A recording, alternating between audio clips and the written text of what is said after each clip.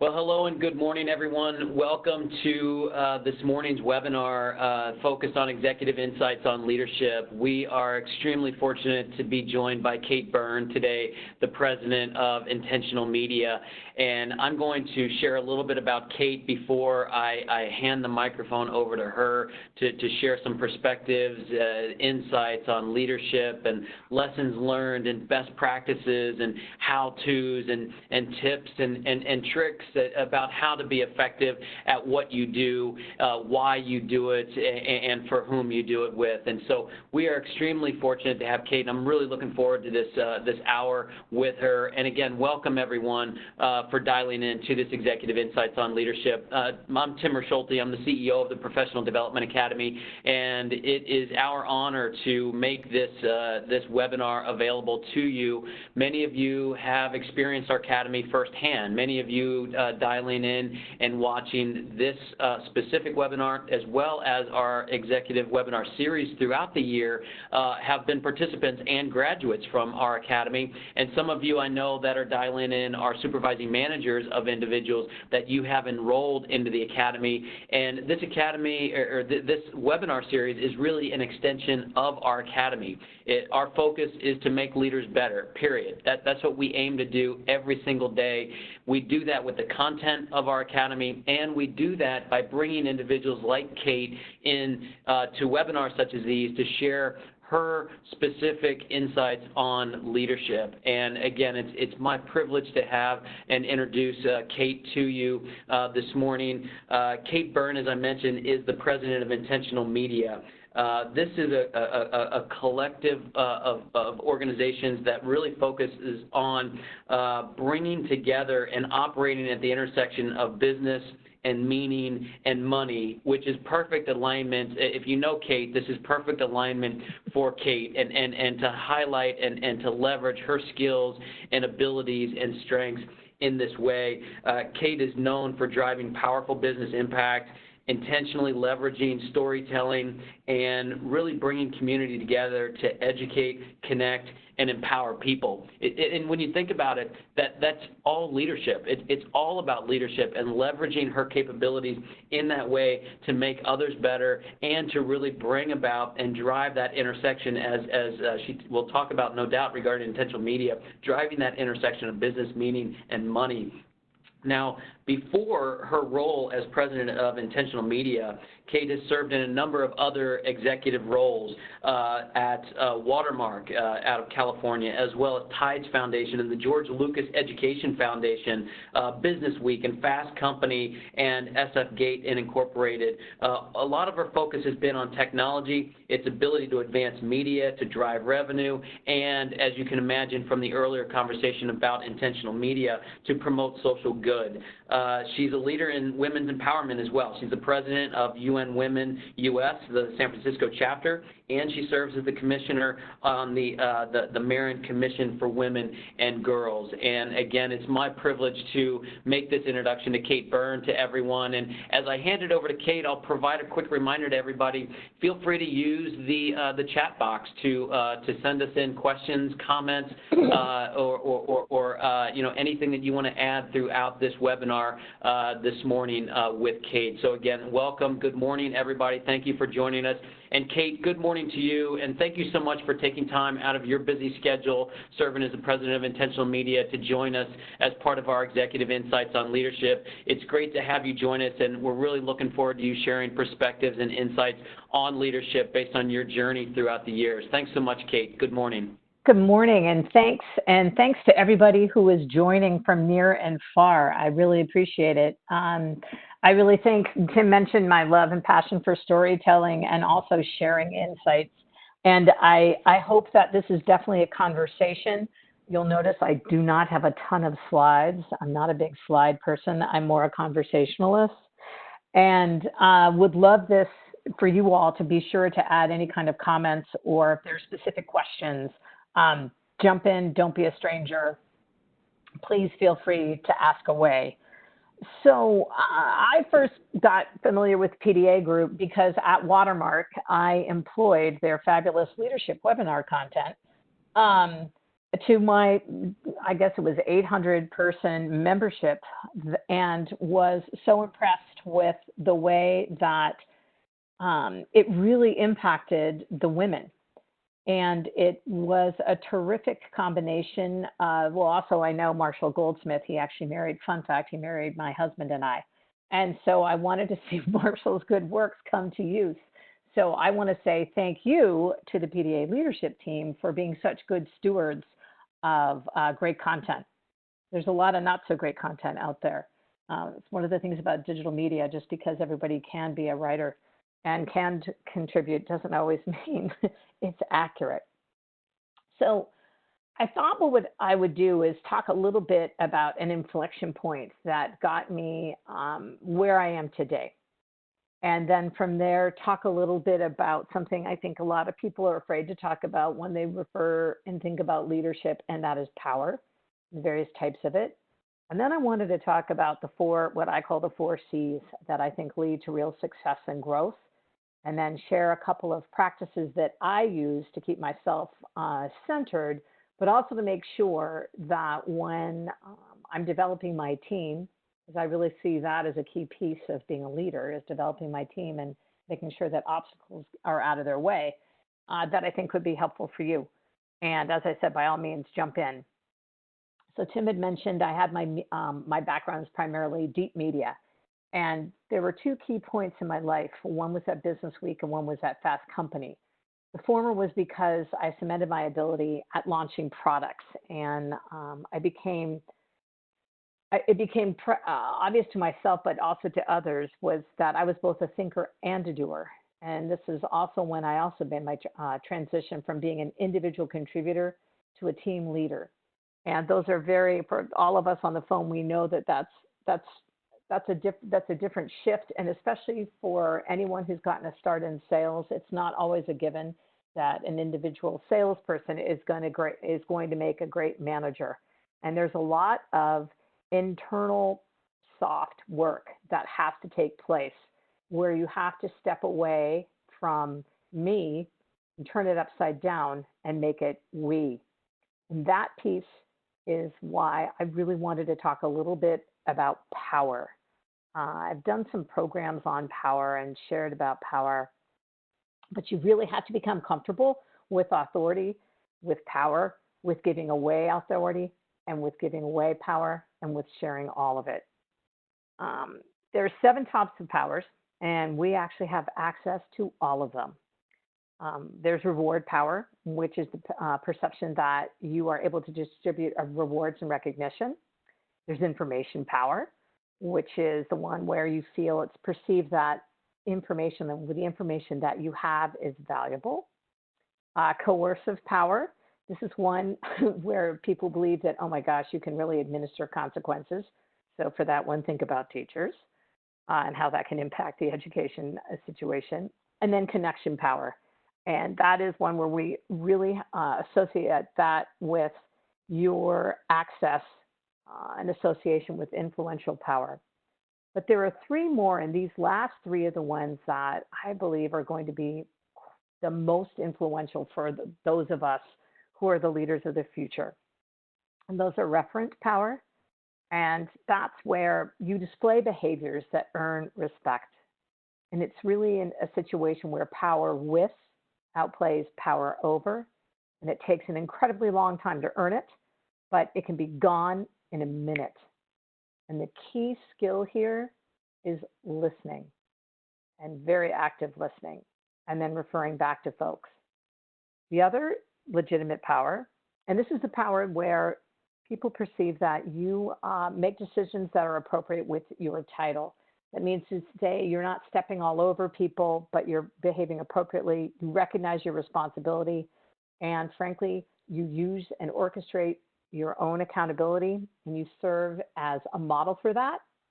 And that's really important, as we all know, when we're going in and leading several different groups of people, especially the very distributed work teams that we now all have, and the very multi-generational and multicultural.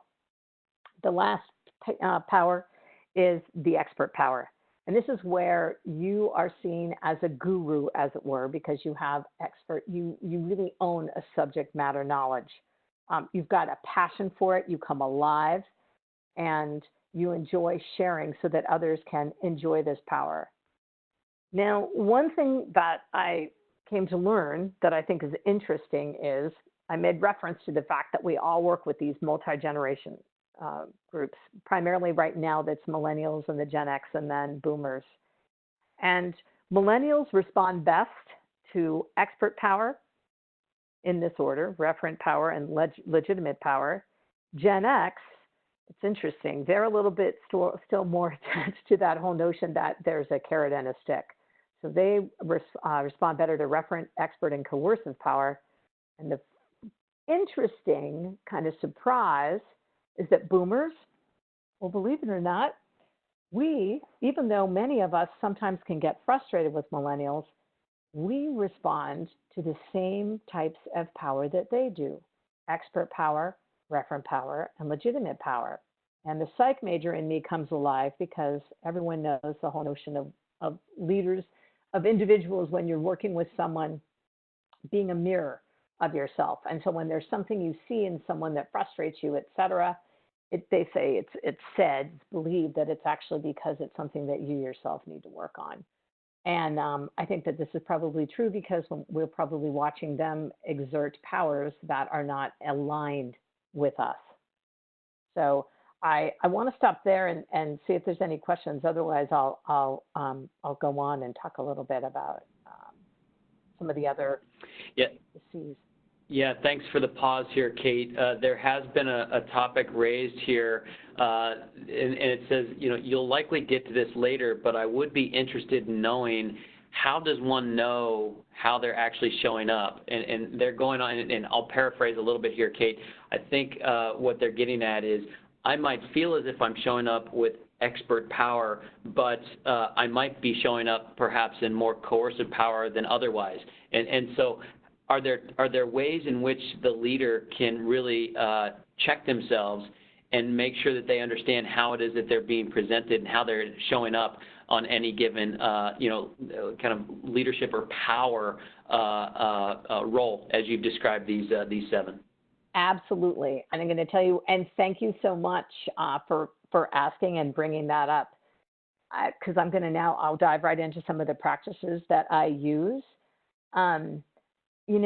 I think the key thing here is really it's present, but it's also making a commitment to really being open and modeling feedback, and then listening and receiving the feedback and learning and then adjusting.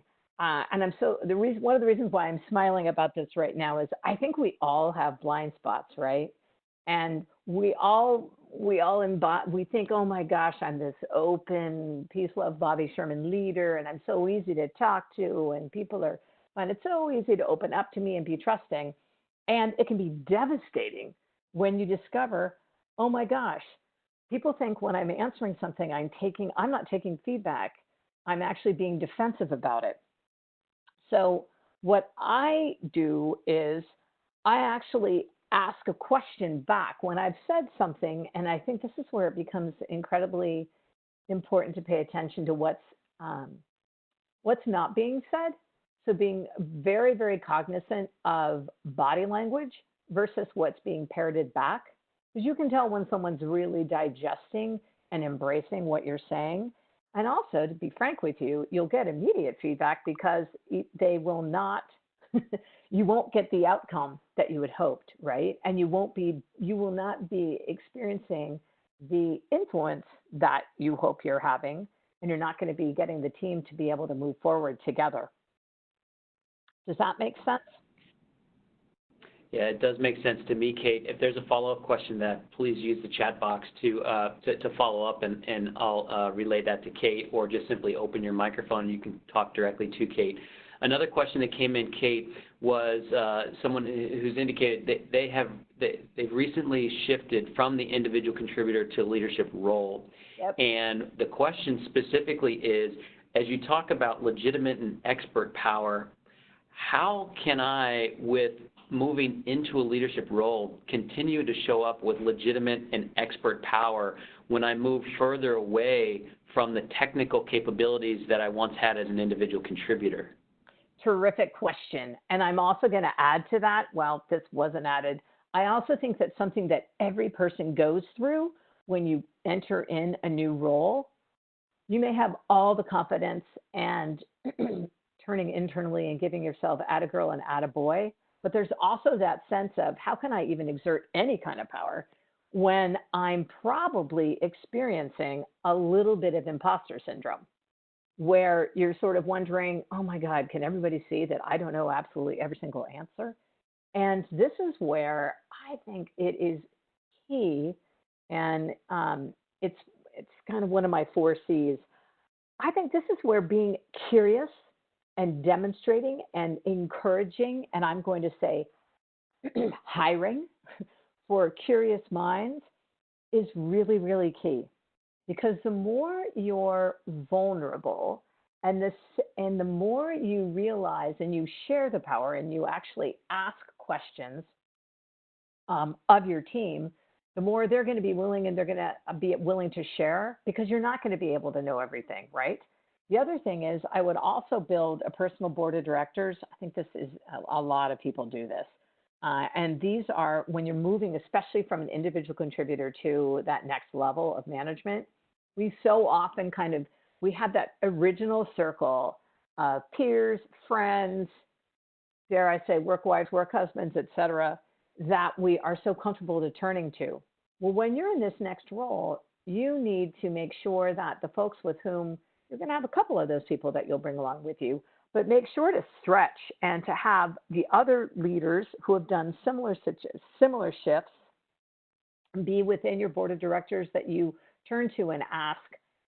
I would also make sure that you definitely join and listen to either find a key podcast, and also, frankly, if there's an industry organization and or some newsletters. Now, I've had to do that myself here coming to Intentional Media. While I've had experience in the impact space, be it through my Tides and then more on the ground with George Lucas Education Foundation, I am not, the expert on what, the difference of some of the different, funding opportunities are and who some of the different players are and the history of it. So it's a very humbling, but guess what? It's also a terrific opportunity to go talk to others in the business that are outside of your organization, because that's another key piece that I think is going to be key for everybody is collaborating. And that's a lot of what I've come to realize too is in this position especially that the different brands that Intentional purchased, and I kind of just jumped right in. I didn't even give really a background of Intentional. So for 2 seconds, for those of you who aren't aware, Intentional owns 3 different brands, and we offer experience, content, and then education and also community at the intersection of business, meaning, and purpose. And we have SOCAP, which is the largest and longest running, been around for 12 years now, impact investing brand.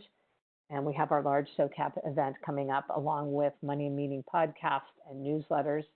And then we created Total Impact, which is all about mainstreaming purpose-driven investments. And then we have Conscious Company. And that's really addressing the companies themselves, the employees themselves, who are trying to work for purpose-driven company or hybrid companies, and even those corporates who are now, as we just recently witnessed with the Business Roundtable, have recognized that it takes more than shareholder return to be successful, and that they really find that they need to be a much more they have to be an active citizen, a corporate citizen, and play wisely. So, but back to, and I'm sorry that was a little bit of an odd and circuitous answer, but I think also still admitting, there are going to be technological changes and shifts, and it changes every day. So I think also really utilizing your team, because they're going to recognize they don't expect you to know everything. They expect you to lead them and help direct where people need to go and where the team needs to go. But I think it also is terrific opportunity for professional development for your team. Because when you share and you open up yourself and you ask others and you demonstrate curiosity, but also humility, which is a very underrated but incredibly important skill to bring to leadership, then they're going to be more open, more humble. You're going to get more accurate information, especially when it's difficult information for you as a leader to hear, as in, we're not going to hit our numbers right now. You know, how many of us on the line have been blindsided? We thought we trusted our teams and they were too afraid to mention, oh my gosh, we're going to miss the mark, or oh my gosh, we're over on expenses, or oh my gosh. So I really think our ability as leaders to demonstrate curiosity and humility and vulnerability plays a key role in us getting better and more accurate information, and frankly, stronger teams. And it's an incredible fuel for true innovation. Because I think that's another thing, right? We get these teams and everyone's afraid. They want to stay inside the lines, but there's this concern about, oh my gosh, it's working with what Bob Anderson speaks about in his leadership circle, creative mindset versus reactive mindset, and also a growth mindset. The growth mindset is, gosh, okay, we're going to try a few things, and we're going to miss the mark. We know that. That's a given. But the sooner we find out what we're missing on, the sooner we're going to hit, the ball out of the park. So it encourages people to actually look at challenges not as threats, as a reactive mindset does, right? Coming from fear. So it's not about the threat and how you're going to appear, how it's going to uncover that you don't know everything and that it's going to, make you look like an idiot. It's more from creativity, an opportunity to delve into something with great passion and fervor and discover what you don't know.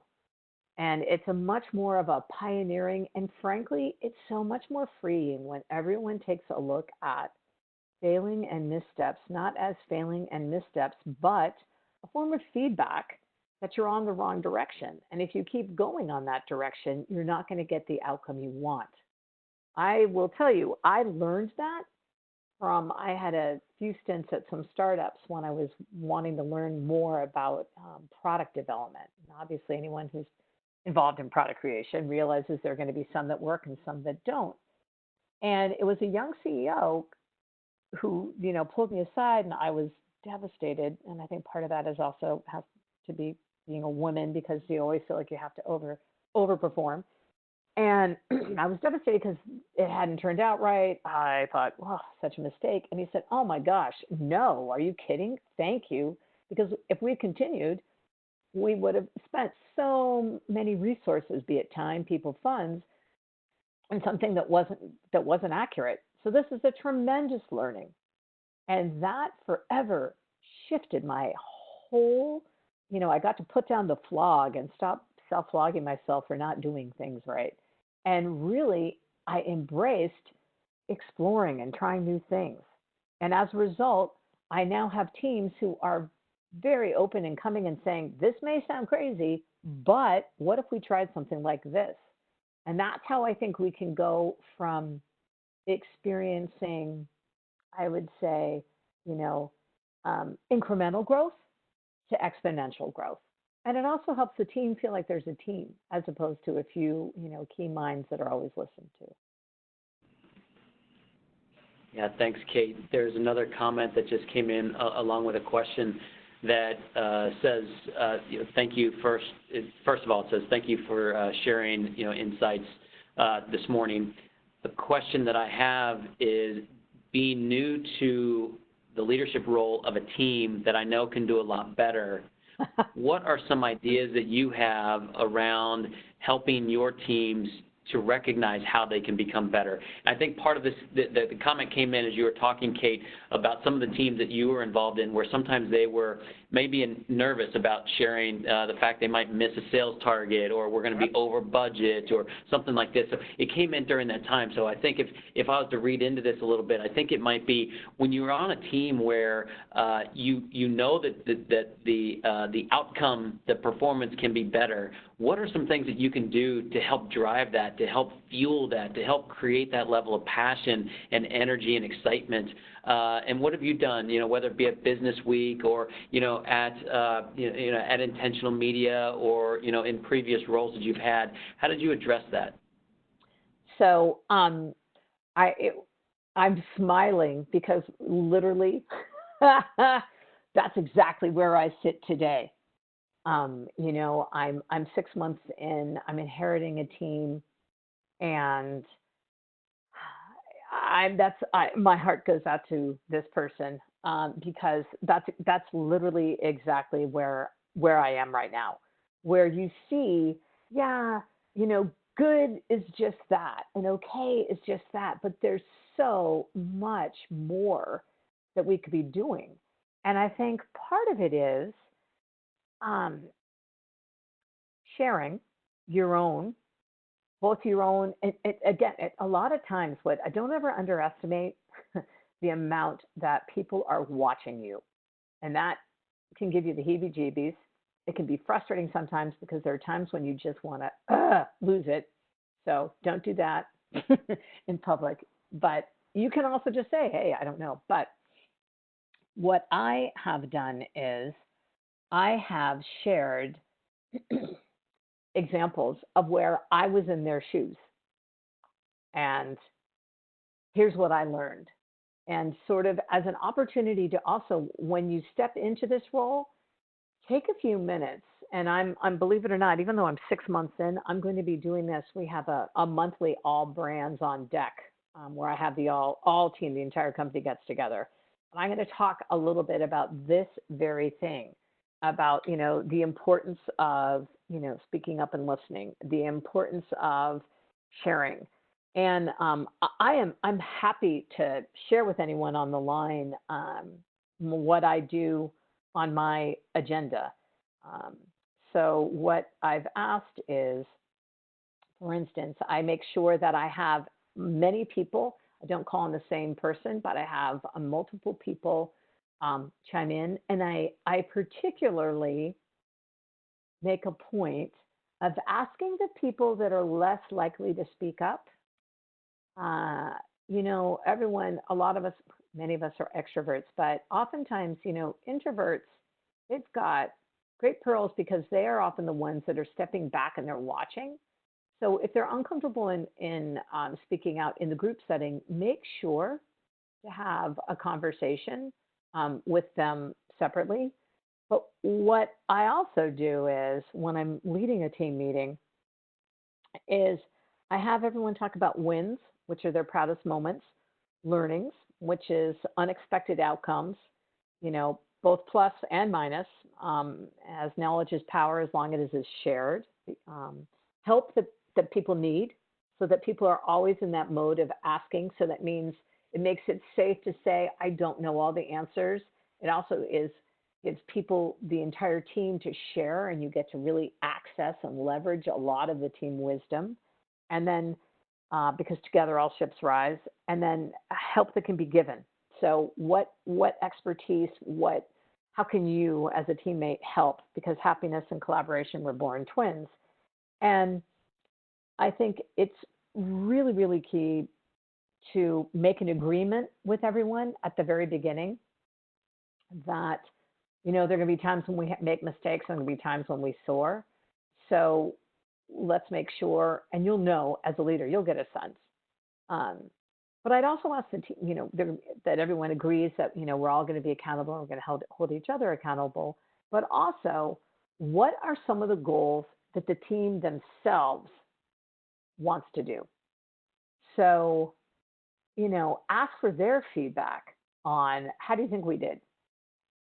And get them talking about it, and in a not a swoop and poop, as I say, kind of way, right? Because there are builders. You want to build a team of builders as opposed to, I would say, swoop and poopers or smushers. So there are people that build castles together with people, and there are people that smush them down and are just negative brainstormers. And so what I would do is make sure that everyone makes a commitment to stay open and share and to not swoop and poop.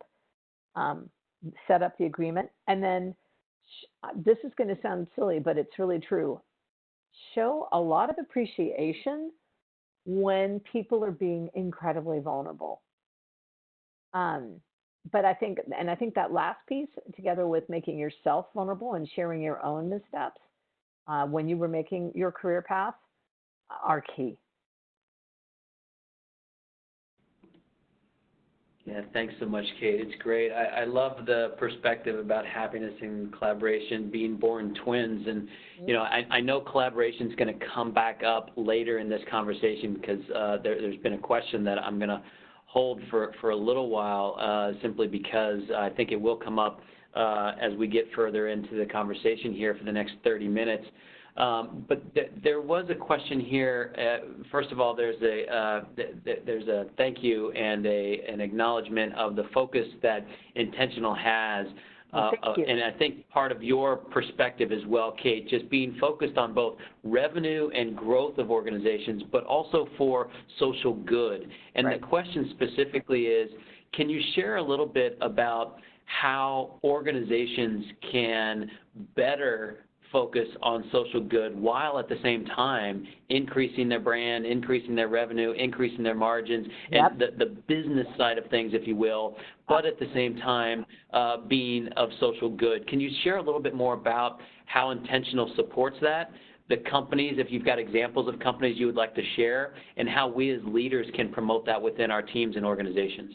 Absolutely. So I think this point is really we're in a really interesting time, and I've written just within the last month alone, I've written a couple of blogs about it with the announcement of the Business Roundtable. But just to take a step back, when I was at Fast Company, and I am this old, back in 2004, my then editor-in-chief and now husband and I created the Social Capitalist Awards.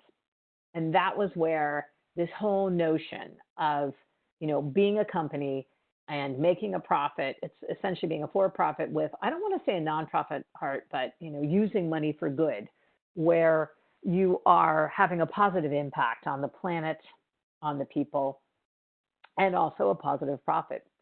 And if you think about it, it just makes sense, right?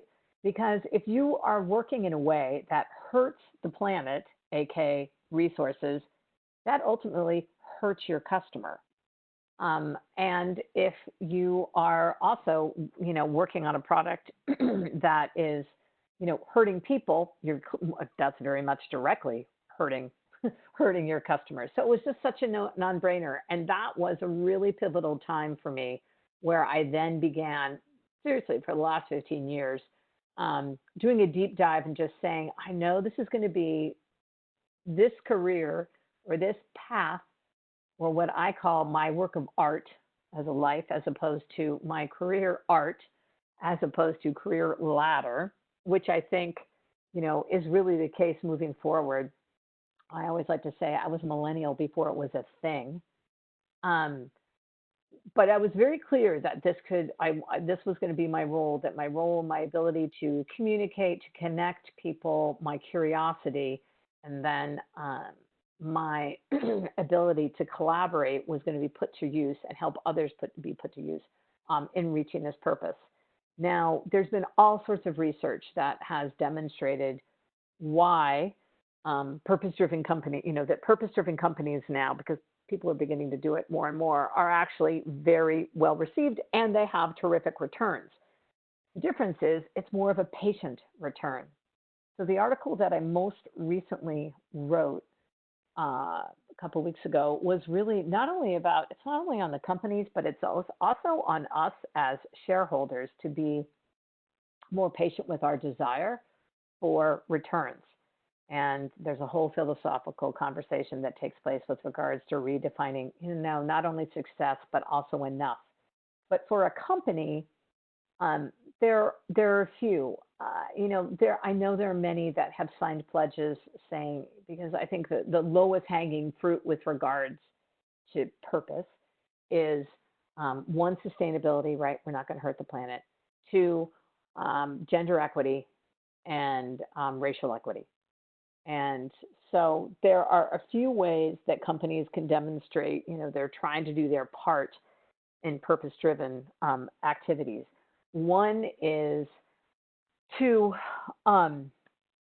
make some goals and then report. Part of it is people make their goals and say, okay, we're going to do X amount towards sustainability, or we're going to hire this many women, or we're going to do this. But then report back to people and make sure and have, I would say, multi-generational task force be a part of this. Yes, you can do an ERGs, employee resource groups. That's another way. But then I would also really shine a light on the works that those people are doing.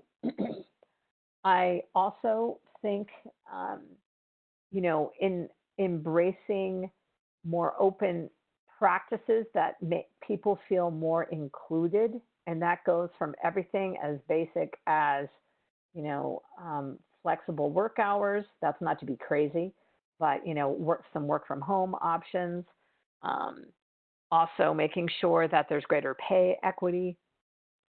And I think, companies like, I think a lot of the originals, so say a Tom's and Warby Parker, where they give, it's built into their business practice, even Salesforce from a large corporate where they give, a 1% back.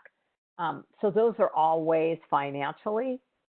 But I also think being involved in the community overall, so giving your employees opportunities to participate in the community itself is very key. And not only because, it's so the return on investment there, while it can be financial, it's also, frankly, how you are going to, as a business, attract and retain good talent. Because more and more next generation folks are choosing, I think it's something like 82%, are more apt to choose to work for a company that aligns with their values and has a really clear purpose as a good corporate citizen and contributing. And frankly, accountability, so that when it does have a misstep, it speaks about it, and it speaks about how they're then going to go turn around and change it, are going to those companies to work for. So one, you get better talent. Two, you get greater innovation because people feel more included, so they can be broader based and more collaborative in their thinking. You're going to get the best thinking. A lot of people think, with diversity and inclusion, diversity is what gets people and employees to come to to a business, but inclusion is what gets them to stay. And really what you're looking for, not only from, checking boxes of either somebody's, gender or sexuality or race and ethnicity, but it's really their thinking. You want to get, business is, especially today's business, is really, looking through the lens of a dragonfly eye. So you want to get as many perspectives as possible.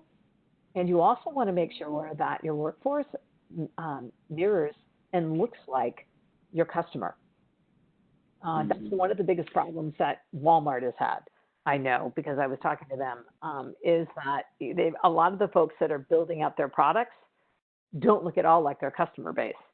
So it was one of the reasons why they went back to the drawing board and have done a really big push on increasing their diversity. Yeah, thanks, Kate. A question that just came in, kind of shifting gears a little bit, going into the organization and some of the dynamics that take place within an organization that create challenges for leaders. The question is, as a leader, how do you respond in a way that is healthy for your organization when you yourself have a supervising manager that is more hard-nosed, maybe even somewhat of a bully to their supervisees, so themselves as well as others?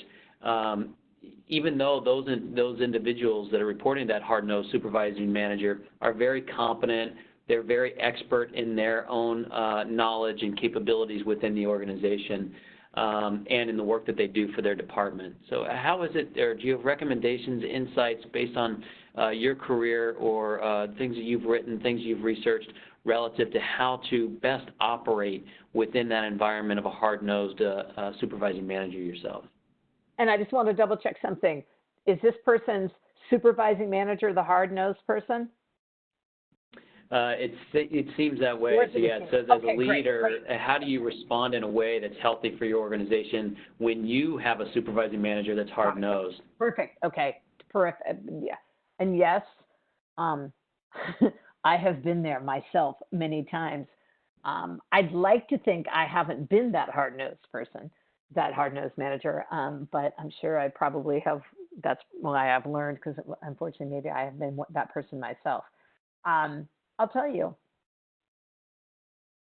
I think what I would do, and this takes, a lot of, I think you're not going to like this answer, but it's really at the end of the day, you need to be true to yourself. And this is where you really tap in to your inner leader. And I would schedule time, one-on-one time. And then I would have an honest conversation, not saying and explaining about come to the forefront with some suggestions on how right now, how, where we are, and talk about and be very brass tack.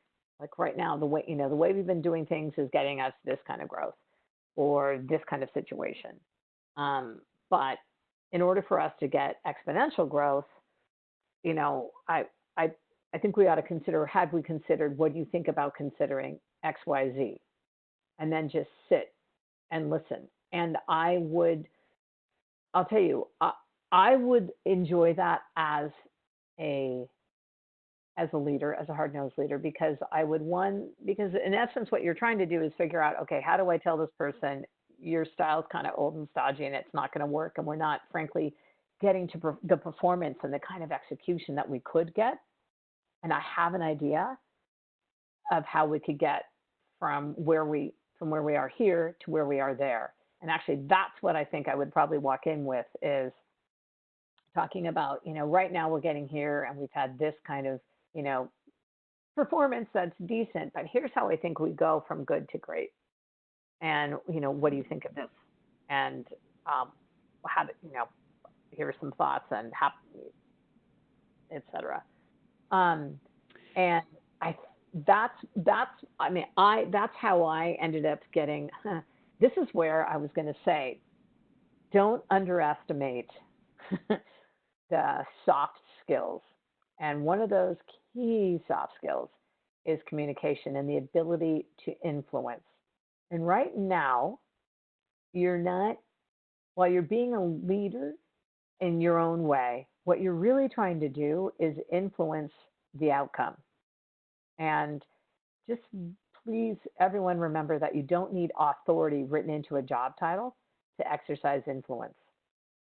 And this is where you are, frankly, helping this leader. Think of it this way. You're almost acting as a consultant to this leader, because if they continue in this way, they're not going to get the outcomes that they want. And most likely, they probably know it, but they're embarrassed and they're trying to figure out a way to save face.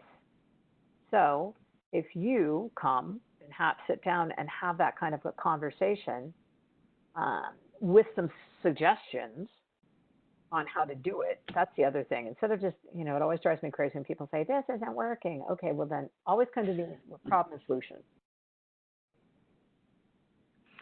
Yeah, that's great. Appreciate the perspective on that.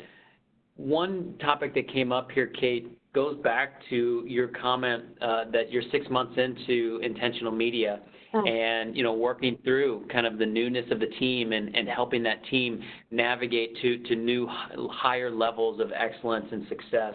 The question specifically is about planning, and the question is, do you have, as you go into new roles within the same company or new companies such as you're in now, do you have a 90-day plan?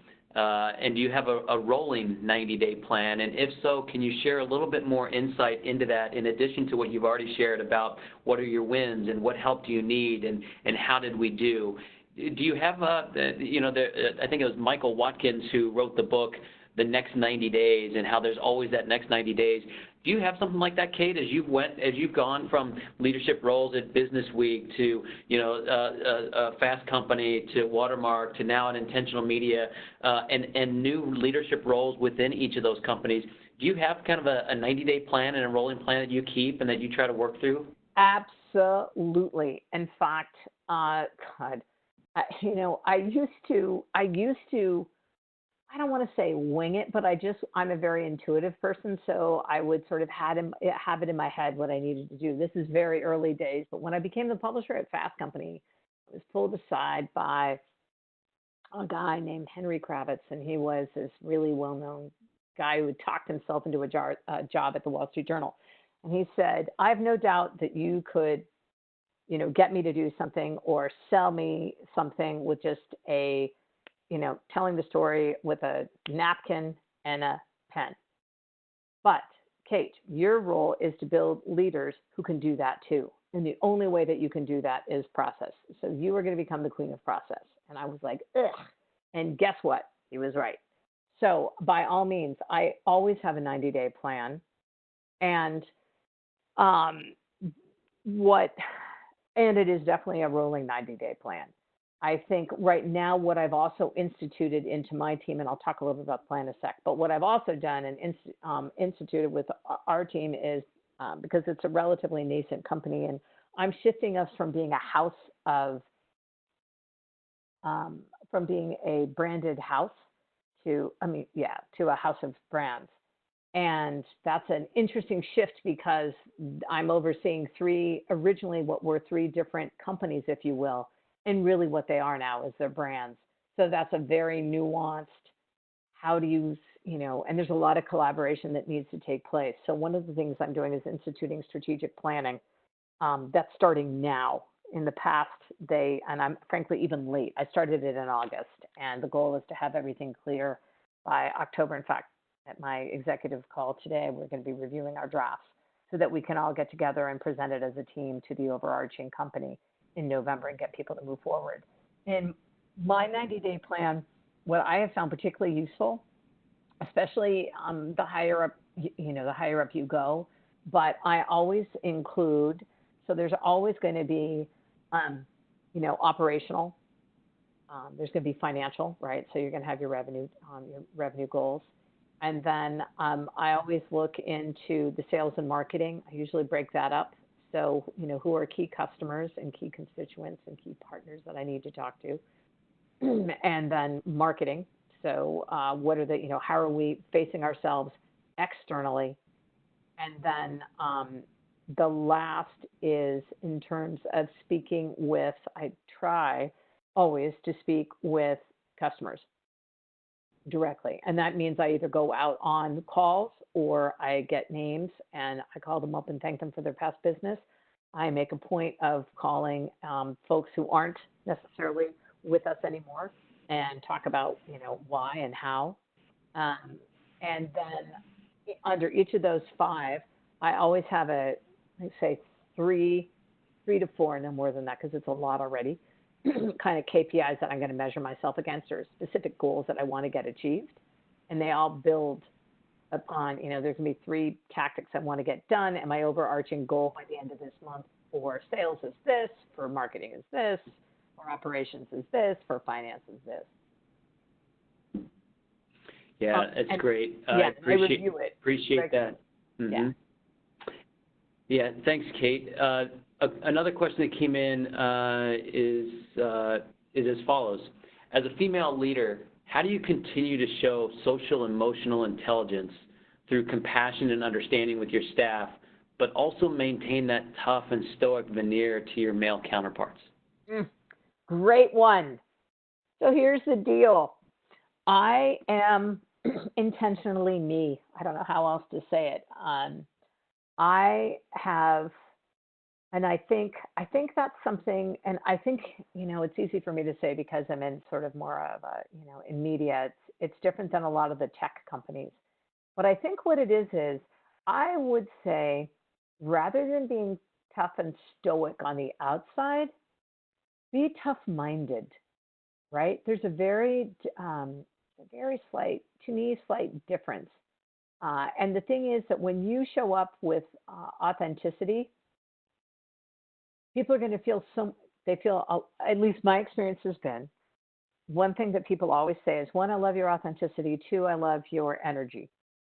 And it's because, frankly, we just make it real. And that's what I think women, I'm not saying that men don't have this capability, but it has, more often than not, women are so cognizant of the community and picking up on cues of, of what's not being said and then encouraging conversation of what is. I think we show patience. And a fun little fact, there's been a lot of research on how, when people are going after jobs, a guy will say, oh, I only, take 4 of the 10. I have 4 of the 10 attributes. I can go for this job. And women, usually it's 8 out of the 10. Well, the reason why a lot of companies that who have boards who are more gender equal perform better is that same discretion and caution that women show, actually they display when they're board, when they're a member of the board as well. So that means when someone is looking at doing an acquisition or looking at doing something that's potentially risky, women will ask, sort of more, painstakingly go through the different thinking process. So I also just realized, quite honestly, I think moving forward, everyone really realizes there's a lot of feminine attributes that men have as well. And the more we show up embracing and just being who we are and open and authentic, it actually gives everyone permission in the room to do the same thing. And that's not to say that there won't still be people that are bullies. I've actually got someone who reports to me who's a bully. And I think it's key not to get sucked into it. How do I do that? I do, and this is serious, I do yoga. I walk with my dog. I have a terrific, relationship out with my husband and my kids. I have other interests outside of work, and those serve as my refueling moments. And I have a terrific, circle of folks that I turn to when I'm both men and women. I always have a combination, but I think it's also, I don't know, this may be a cop-out answer, but I don't make it an issue. I'm a woman, but you know what else? More importantly, I'm really good at what I do. So regardless if I'm a man or a woman, I don't even, blah. I just let my mind and my creativity and my collaboration do the work and do the talking. Um, and then I've been received well. That's not to say they're not going to be people that are going to be threatened, but then guess what? Let's use our feminine, attributes, highly communicative skills, and ask in a really great way, what's up? How can we be working together better? Seems that I'm not, be the one and be super comfortable with being the one who calls the elephant out in the middle of the room in a really blame, no shame manner. Yeah, that's great. Great insights, Kate, and thank you for the perspective. You've brought up specifically this importance of collaboration on a number of occasions just in the last 45 minutes. And I want to come back to that because I do sense that, collaboration is, if not at the center, very close to the center of the way in which you think about the work being done at Intentional Media. where there is a focus on growth, there is a focus on social good, and this aspect of impact that we have, both impact on the company, impact on our community, our environment. And it does take a focus on collaboration, that it is more than just the company, it is more than just the community, it is more just than you or I or any of us on the call as leaders, as individuals working. We do require support. We require support from our team, and we as leaders then have to cultivate that. So the question regarding collaboration is, often it's said that we have to build relationships before we need them to have them operate as effective as they possibly can be. It's not waiting for that crisis situation to realize, oh, I should be better collaborating with the person in finance or operations or in this area of the community or that area of community. Can you talk a little bit about the importance of collaboration, first of all, but how do you go about building relationships, and how do you go about establishing the means in which collaboration can occur before it's even necessary for it to actually be in place? So what I have always done is, especially as a senior leader, is I've sat down within my first week and had one-on-ones with all my key intersection people, my key intersection points.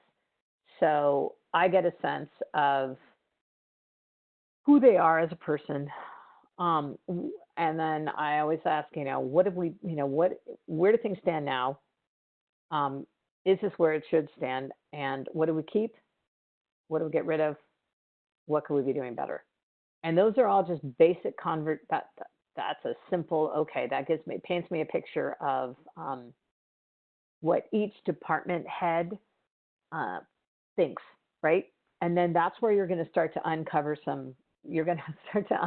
both personality challenges, right? With each other departments, you're going to ferret out where there are some holes and some gaps. And then you're also going to get the themes of what's working, what's not, and what you should toss, and get rid of the more personality-based situations. Externally, so that's what I do internally. And then I always ask, how can I help you? Externally, I usually make a point of, frankly, talking to each of my competitors just because, or I'm going to say, frenemies and co-opetition. But I really do believe it now more than ever, especially in the industry that I'm in right now. It is so fragmented. And I'm shocked at how little is really getting accomplished. And the only way it's going to take somebody to sit there and say, hey, we can do better, to that earlier question, we're doing this far, how can we do better? Well, part of it is getting over ourselves and getting over our egos. And yes, figuring out financial models that work so that, we can all win, because there's so many areas of expertise. There are going to be coming times where, I think the web has been fantastic for this in terms of, practices like link sharing, content curation. I'm a big believer when it can be, when you see someone doing well and it's, give a nod to a competitor for, wow, well played, well said, well thought. You'd be surprised. Next thing you know, they may call on you and say, hey, how can we work together? But I get out early because that's also where I can build out my audience. And eventually, I'm going to say my revenue streams, because I'm going to need new products. There are people who are already doing things. Rather than me starting from scratch, which is just a resource suck, why don't I white label something that someone else is doing? Or why don't I do a trade? Because guarantee you there's going to be something that I have that they're going to want. And we figure out a way to go to market together. In fact, I'm working on 3 initiatives right now that are going to require that. That's not easy. It can, I'm not saying I make it sound like, oh, just go do this, airy-fairy. It's not. It does take time. But in the long run, it's going to get everyone to that exponential growth that they need and they want. Yeah. Kate, thanks so much for your time today. And one last question as we wrap things up. There was a question that came in about material, whether it be about storytelling or about social good or about intentional media. Where can we get more information from you, articles Sure. you've written, source material that you use for your work, whether it be your leadership work in and around the community or specifically for intentional media? Any pointers that you can provide for some additional information? Sure. So our website is, you can go to the website, www.intentional.co, and you'll see sort of an overview of things. A lot of my work, my most recent, the two blogs that I just mentioned and the third that I'm getting ready to write, are on Conscious Company. If you go through intentional.co and click on Conscious Company, it'll pull up Conscious Company's site, and then you'll see my work under the blogs. I'm happy to share my template with people on my, not that it's the most crazy woo, blow your hair back agenda, but it cites some of the language that I use. And then I also, be linked in me, by all means. And then also feel free, everybody, especially the person who is talking about being a woman, please do not hesitate to reach out to me directly. And I'm KBYRNE@intentional.co. And while I'm in, on the West Coast here in the Bay Area, Tim can attest to this, I'm a very early riser. And so it comes from years, my entire career working with East Coast people. And for some reason, that 3-hour time change, they never get that math right. So I learned to be an early riser. So if happy to hop on the phone, happy to talk, have other additional conversations. And yeah. Yeah, thanks so much, Kate. It's always great to hear your voice. It's always great to collaborate with you. And if we can help anyone on the phone dialing in today to make a more personal connection between you and Kate, feel free to reach out to us at the Academy as well. We'd be happy to do so. And we'd be happy to do so with any of our executives who are sharing their insights on leadership. And while we wrap this session up with Kate, we look forward to our next session in October with Susie Smyber, the Global Director of Enterprise Architecture and CISO at Finning International. Finning is the largest supplier of Caterpillar parts headquartered out of Canada, and look forward to Susie providing feedback and her insights next month when we come back together at the same time, and look forward to that invitation coming your way here soon for next month. Again, Kate, thanks so much for your time today. We really appreciate it, and thank you everyone for dialing in today and joining us for this month's installment of Executive Insights on Leadership. It's our privilege from the Professional Development Academy to make this available to you with our aim to fulfill our aim of making leaders better. Thank you all so much and have a wonderful day. Take care, everybody. My pleasure. Thanks for the great questions.